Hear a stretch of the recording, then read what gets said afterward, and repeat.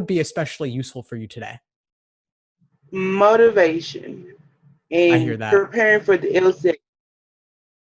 So when are you planning on taking the LSAT? I was first trying to take it in June, but I pushed it back to July, and I'm probably going to push it back to August now. Mm-hmm.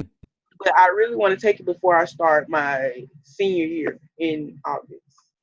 Okay, sure. Well, August gives you plenty of time to prepare. We're speaking now in mid-March, late March. So you've got a good 5 months to prep. So you think I should go on and take it for August? Yeah, I think August is a perfectly fine goal. I typically recommend 5 to 6 months in order to achieve your fullest potential. And so that puts you right on track for that with 5 months. Now, what are your other obligations these days? Work Work? What kind of and work do you do? online class. I work at Walmart. Okay. And you have classes also, you said? Yes, sir. They've been moved to online. I enrolled in this LSAT survey class, and each morning she gives us like these little assignments to do that be LSAT questions, and I never. Every once in a while, I get one right, but that's about it. I hear you. Yeah. Are you just starting off now or have you been studying for a while? I'm just starting off. I hear you. Well, one thing is just to remember that this exam is a difficult exam, and most people get most of the questions wrong. And it's only after a tremendous amount of studying that you improve your accuracy over time. So the LSAT is kind of like learning a foreign language, meaning that, of course, it's going to be difficult at first. It's going to seem unfamiliar at first. There's a lot of new information to learn. So be patient with yourself, trust that it will come with time, and just try to stick with the program as much as you possibly can. Don't expect perfection at the outset. Just try to gain a basic familiarity with the different sections and the different question types and take it one day at a time. Do you have a study plan, or is this course giving you one? I've created one myself, but I have to redo it because of the my work schedule and online classes now. hmm Yeah. Yeah. Okay. So what does your plan look like? Is it specific for each day what to be doing? Yes, sir. I had broke it down by each section. I wanted to focus mainly on logic games and then analytical reasoning and then just go on from there.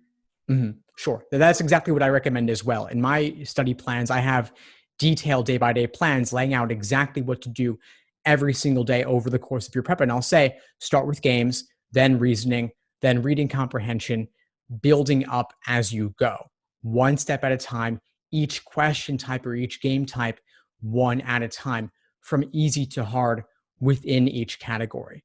So don't just do full sections or full exams.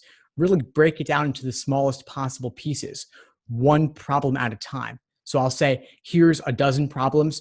Do these problems in this order, then move on to the next type. So manageable chunks is the idea here. Yes, sir. Now, another idea I have for you is around getting things wrong and being frustrated with that, which I totally get, obviously.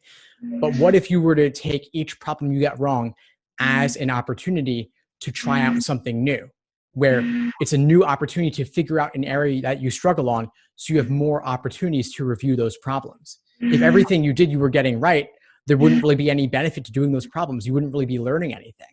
You're right. So that's just some food for thought there. Now, when you said that you're working, you've got online classes. What else do you have going on for you at home? Anything else these days? No, sir. Well, then you're in a good position. I mean, I think that your main distractions would just be more like the internet, phones, things of that nature. Does that sound right to you? Yes, sir.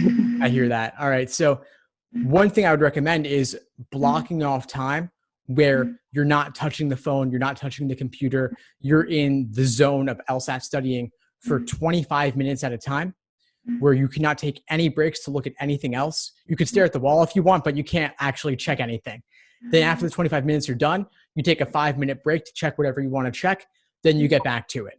So you know that your break is always coming down the line. It's never more than 25 minutes away, but you can't interrupt yourself in the meantime. You've got to wait until that time hits. And so you could obviously time yourself with a stopwatch on your phone, the stopwatch app, or you could just use an app called the Focus app that actually lays this out for you, telling you exactly when you can start, when you could stop, when you could take a break. So the Focus app would be another tool to look into there. Okay. Is there,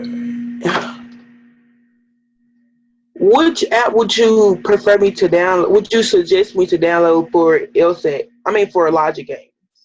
I wouldn't recommend a particular app for studying logic games. I don't know of any ones out there that use real LSAT questions, which is really what you want to stick with. Okay. So in terms of study resources, though, I have several I've put together for free that I can point you towards. One would be the LSAT blog, where I've published over 1,000 articles on everything LSAT and law school admissions, including games, reasoning, reading comp, as well as study plans, guides, cheat sheets, explanations, along with full video courses for every section of the exam. And all of this is mobile friendly.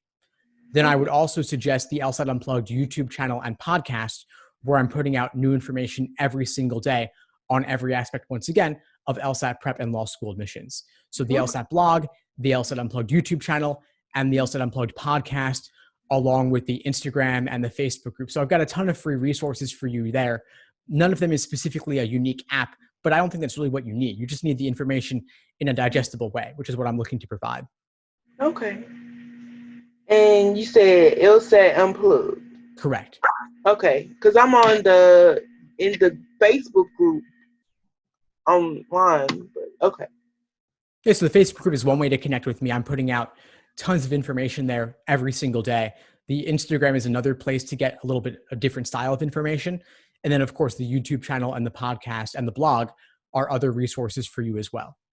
Okay. And I can send you a link to all of those afterwards too. Thank you, because I'm going to need those. Of course. No, I'm glad to help. Any other questions for today?